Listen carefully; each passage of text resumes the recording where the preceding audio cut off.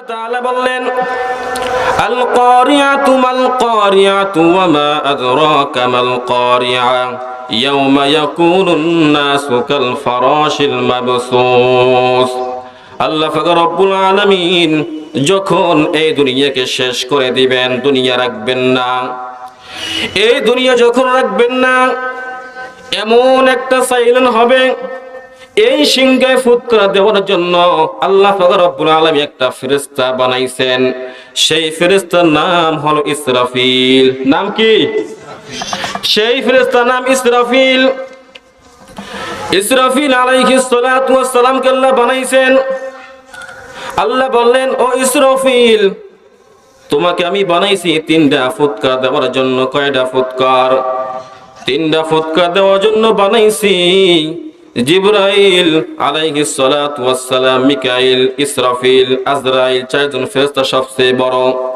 ইসরাফিল আলাইহিস সালাতু ওয়াস সালাম, তার পা হলো জমিনের অনেক নিচে এবং মাথা হলো আসমানের অনেক উপরে। তার কাজ হলো কিয়ামতের আগ পর্যন্ত এরকম ভাবে সিংহটা মুখের ভিতরে লাগাইয়া আল্লাহ পাক রব্বুল আলামিন দিকে তাকাইয়া আছে। আল্লাহ পাক রব্বুল আলামিন কখন বলবেন, ও ইসরাফিল, তুমি সিংহায় ফুৎকার দিয়া ফলাও। সিংহায় ফুৎকার দেওয়ার সাথে সাথে এই দুনিয়া থাকবে না, এমন একটা আওয়াজ হবে। আল্লাহ পাক রব্বুল আলামিন সেই আওয়াজের নাম রাখছেন আল কারিয়া। আওয়াজের নাম কি? সেই আওয়াজের নাম কারিয়া। এমন আওয়াজ হবে, আওয়াজ শোনার সাথে সাথে মানুষ সব দিশাহারা হয়ে যাবে, ক্লান্ত হয়ে যাবে, পেরেশান হয়ে যাবে। এমন কি বলবে, আইনাল মাফার, আমরা কোথায় পালাবো, কোথায় পালাবো। সিংহে ফুৎকার দেওয়ার সাথে সাথে মানুষ সব দিশাহারা হয়ে যাবে। যেরকম ভাবে একজন মানুষ মদ খাওয়ার পর যেমন অবস্থা হয়, দিশাহারা হয়ে যায়, পাগল হয়ে যায়, সিংহে ফুৎকার শোনার সাথে সাথে সেরকম ভাবে পাগল হয়ে যাবে, দিশাহারা হয়ে যাবে। সেই আওয়াজটার নাম রাখছেন আল্লাহ কারিয়া। আওয়াজের নাম কি? আল কারিয়া। আল কারিয়া মানে অনেক ভয়ঙ্কর আওয়াজ, বোম্বাস্টিক মার্কা সাউন্ড।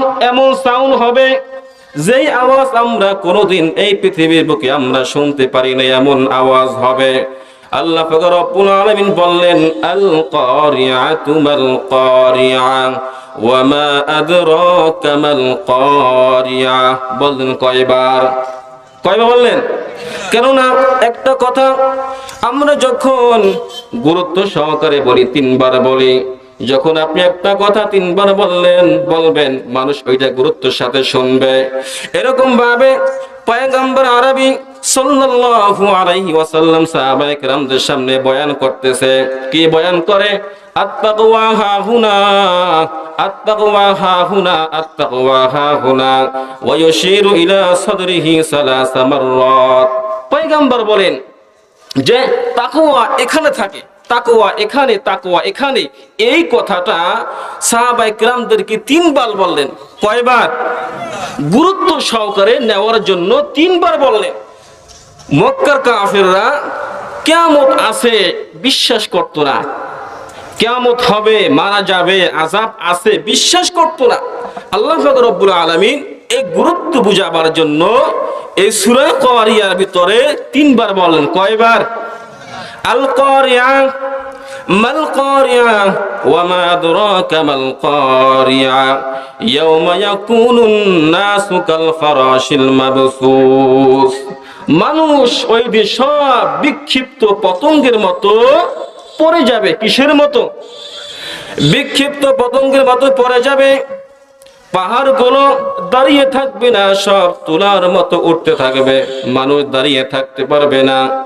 এমন কি আমরা দুনিয়ার ভিতরে এত সুন্দর আলো দেখতেছি, এই দিন কিন্তু আলো থাকবে না, অন্ধকার হয়ে যাবে। فإذا برق البصر وخسف القمر وجمع الشمس والقمر يقول الإنسان يومئذ أين المفر। চাঁদের ভিতরে কোনো আলো থাকবে না, চন্দ্রের ভিতরে কোনো আলো থাকবে না। মানুষ বলবে, আইনাল মাফার, আমরা কোথায় পালাবো, কোথায় পালাবো। এমন ভয়ঙ্কর হবে ওই দিন পাহাড়গুলো সব তুলার মতো উঠতে থাকবে, মানুষ সব দিশাহারা হয়ে যাবে। এমন কি আমাদের মায়ের পেটের ভিতরে বাচ্চা থাকবে 2-3 মাস হয়েছে, কিন্তু ওই শীতকা ছিঙ্গে ফুৎকা শোনার সাথে সাথে একদম বাচ্চা সব পেট থেকে পড়ে যাবে, পেট থেকে পড়ে যাবে। এমন ভয়ঙ্কর হবে। আল্লাহ তাআলা তাই বললেন, আল কারিয়াতু মাল কারিয়াতু ওয়া মা আদরাকা মাল কারিয়া ইয়াওমা ইয়াকুনুন নাসু কাল ফারাশিল মাবথুস ওয়া তাকুনুল জিবালু কাল আহিনিল মানফুশ। এমন কি আসমান থাকবে না। আমরা যখন একটা হাতের ভিতরে কাগজ নিয়ে এরকম ভাবে গুটিয়ে ফেলি, আল্লাহ তাআলা এদিন বলবেন, ইয়াউমা নাতুমিস সামাআ কাতাইস সিজিল্লি লিল কুতুব। আল্লাহ তাআলা আসমানকে হাতের ভিতরে এরকম ভাবে গুটিয়ে ফেলবেন, আসমান থাকবে না, কিছুই থাকবে না। আমরা এখন সুন্দরভাবে আমরা দুনিয়ার ভিতরে সোজা হয়ে দাঁড়িয়ে দাঁড়িয়ে বসে থাকতে পারি, হাঁটতে পারি, কিন্তু ওই দিন স্থিরভাবে বসাও যাবে না, দাঁড়ানো যাবে না, হাঁটাও যাবে না, আপনি কায়েত হয়ে পড়ে যাবেন, এমন অবস্থা হবে।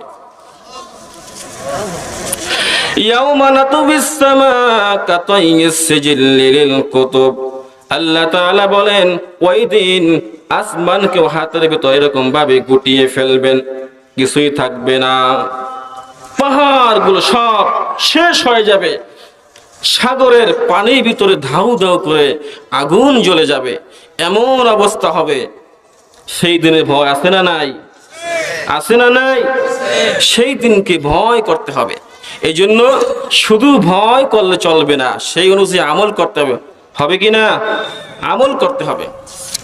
কেননা আল্লাহ তাআলা আমাদেরকে বানাইছেন বড় আশা নিয়ে।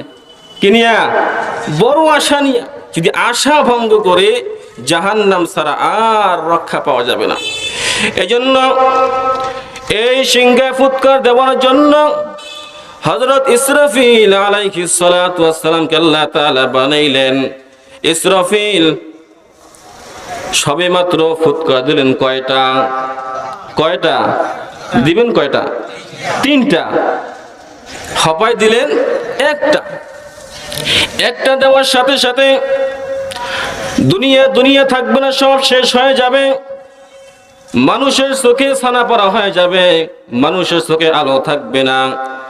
যখন এই অবস্থা হয়ে যাবে, আল্লাহ পাক রব্বুল আলামিন বললেন, ও ইসরাফিল, তোমাকে আমি আল্লাহ তাআলা 3টা ফুৎকার দেওয়ার জন্য বানাইছিলাম, তুমি একটা ফুৎকার দিছো, তুমি এখন আরেকটা ফুৎকার দিয়ে ফেলো।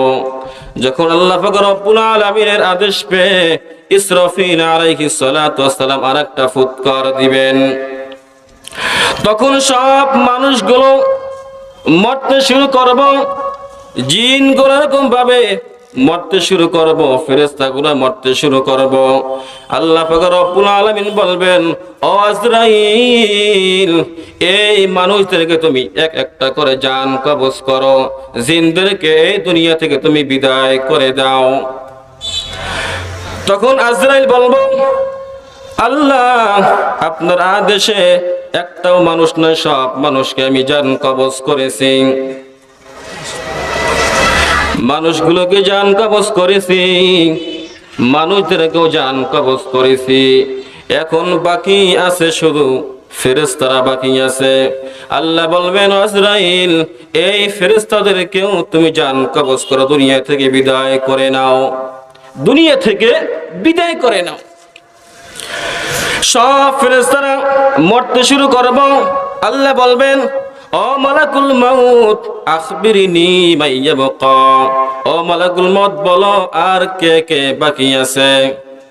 তখন আজরাইল বলবো, আল্লাহ, মানুষগুলো সব শেষ করে দিছি, জিনগুলো সব শেষ, ফেরেশতাও শেষ, এখন মাত্র বড় বড় 4 জন ফেরেশতা বাকি আছে। কয়জন? 4 জন ফেরেশতা বাকি আছে। আল্লাহ বলবেন, ও মালাকুল মাউত, ওই জিবরাইলকেও জান কবজ করো, ও মালাকুল মাউত, তুমি ইসরাফিলকেও জান কবজ করো।